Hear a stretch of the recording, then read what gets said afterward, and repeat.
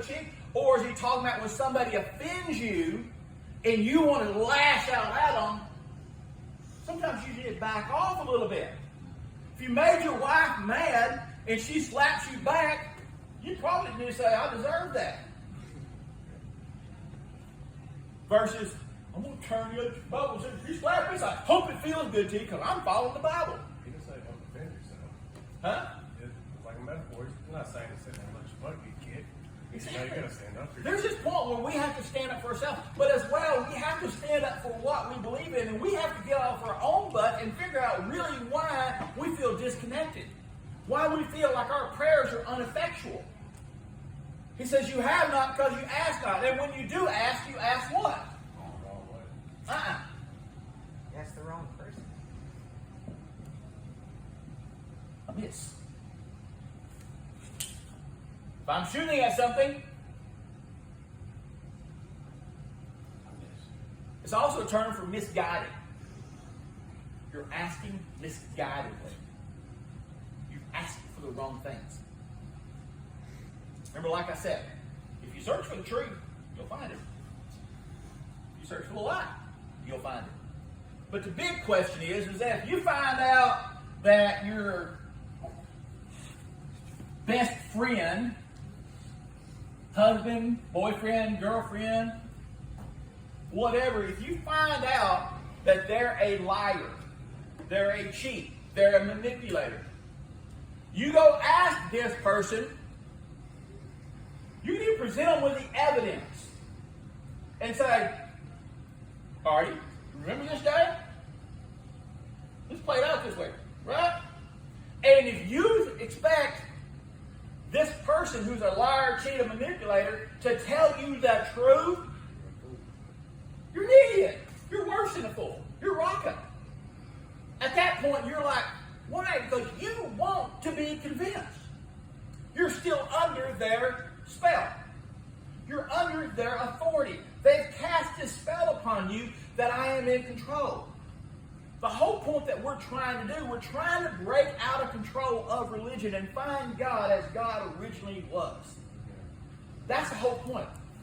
Because if there are those who got cast out because I never knew you, what's the odds of me being cast out if half of them here, because they're all convinced they were doing the right thing? My gosh, it tells me that Monty better do what?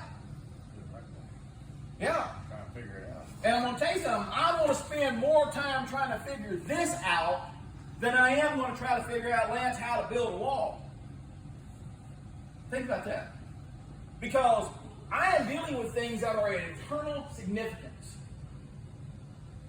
And eternal. I don't give a crap what this person says. I don't give a crap what that person says. I'm like that angel of the Lord. When Yehoshua, which is Joshua, he come up before the angel of the Lord and he says, are you for us or you're against us? He says, I'm on neither one. He says, I'm on the side of God. Wait a second. Listen, if he's not for us or he's against us, but he's on the side of God, that tells us that there's what? There's another side to it, isn't it? There's my side, there's your side, and there's what? What really happened. But again, it goes back to this point of what you're searching for, you'll find.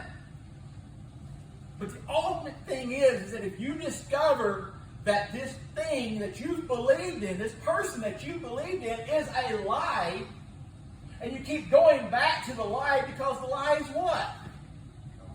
Comfortable. It's not unnerving to live a lie. Because we accept it. We accept this thing.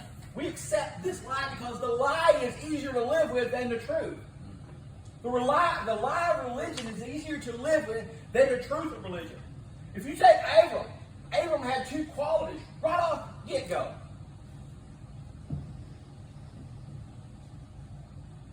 He believed and he acted upon his belief.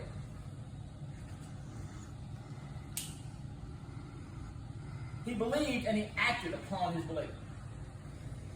How often do we act upon our beliefs?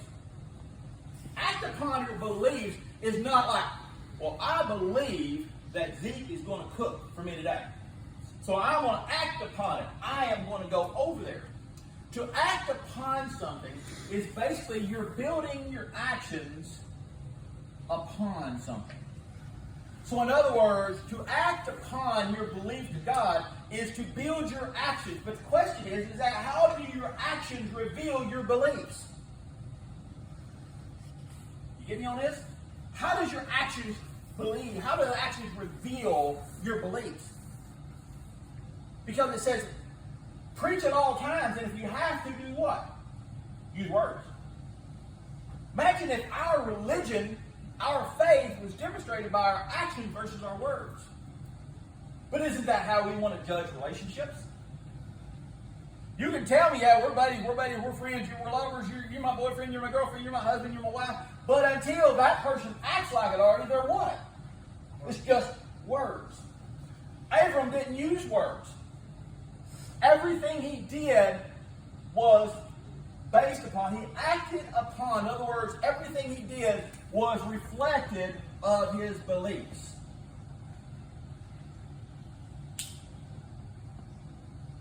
If we are in this position to where our faith is reflected by the amount that we have spiritually grown, spiritually matured, spiritually have come to this point we understand when somebody comes up to us and says, well, challenges our faith, we can have an answer that's not militant, but yet at the same level of intelligence that we should have.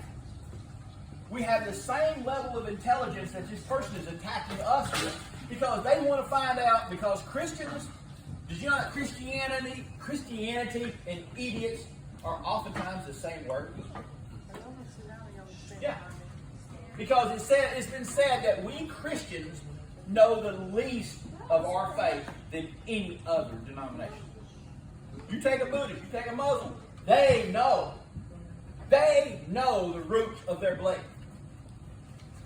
You take Jehovah's Witnesses. How long does a Jehovah's Witness have to go ride a bicycle? All day, every day. For how long? I don't know, until they're done. Till they're done. At what point? I guarantee it's longer than 3 days. We won't even study our Bible for 3 days. We dang sure ain't going to ride a bicycle around for a year and tell everybody about it. But before they could ride that bicycle, you know what they had to go through? Indoctrination. Indoctrination. To convince these people of what they believe. Then once they're convinced, they were set free. Does that make sense? But yet we as Christians, we're not indoctrinated. We don't have nothing. At what point do we do these things? If I was a God, who would I say serves me better? Them or me? I don't sacrifice a year of my life as a teenager. Heck, I wouldn't even sacrifice a Sunday as a teenager. Go to a teenager now and tell them, hey, we're going to church Sunday. Oh, heck no. I got a party. See, we won't make sacrifices. So then again, how is our faith reflected by our life? We're not acting upon our faith. So is it possible that in this conclusion that we're drawing here at this point is that if we had evidence, I remember one time about Lance, years ago, Lance probably still hated this fact. Lance, if I put you on a court of law today and say, present to me the evidence that you are a servant of God. Oh, I remember that one. Yeah. Present that. Present your evidence. Show me what you studied along this week. Show me your thoughts of where you went this week in your mind. The Bible says clearly, seek ye first the kingdom of heaven, and all these other things will be answered. All these things will be given unto you. Seek ye first. Put God first in all things. Abram was an adult. Was circumcised as an adult. Been there, done that. Teenager. Not pleasant. Not pleasant. I would not recommend it. I can tell you that firsthand. Would not. He did it. Would you be willing to cut off part of you?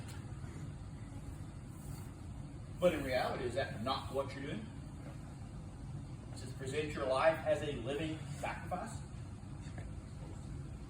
See, we all want to die. He said, Paul says to die is what? But to live is for. That's the point. That's our living. How do we live? God is revealing something to us. He's showing us His plan. He's giving us the keys to unlock these doors. Am I a good person? Am I living the right life? I'm getting better. I'm trying. I'm studying. My problem is that I'm now inundated even further with my studies. Because I'm curious what else happened. If Av is the 5th month, happened to have 30 days, when the temple was destroyed, all these things happened within the 5th month. Again, if Av represents the house of the Father, I'm curious about what the Ram represents. What is that? What happens? Why? What happens when you insert this right here? I can't figure this out, Dory, if I don't study these things.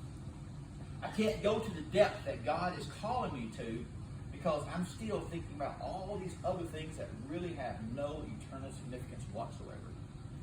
We can't even defend our faith. If we had to go to court today, could we defend our faith? By the simple thing. You can tell somebody you can believe. You can tell somebody that you're faithful, that you love them. But until your actions are revealed in it, no matter how much you tell them that if you're still cheating, guess what? I don't care. Well, I love you. Not that much. I love my dogs. When you got to go, you got to go. I'm going to cry about it, but I got to move on. Some relationships are equivalent of us having a relationship with dogs, and some relationships with our dogs are better than our relationship with human beings. What do you want to love?